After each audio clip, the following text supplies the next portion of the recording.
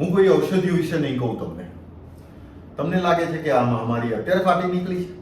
અરે ના, અરે આ રોગ તો વર્ષોથી ફેલાયેલો છે, ફક્ત અત્યારે દેખાવા માંડ્યો છે.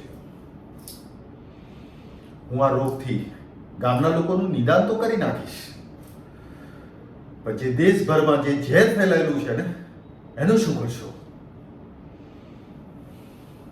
અરે હું કહું છું, અરે દેશી માવો પણ એક ઝેર છે. એક તમને જલ્દી મારી નાખે છે અને બીજો ધીમે ધીમે ધીમે ખાઈ જાય છે.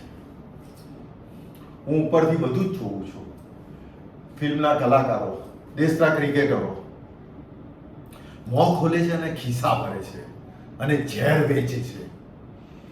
અને તમે લોકો એને ખરીદો છો, ખાઓ છો, પછી કહો છો અમને બચાવો. પાપ એકનું નથી, પાપના ભાગીદાર તમામ છો. હા,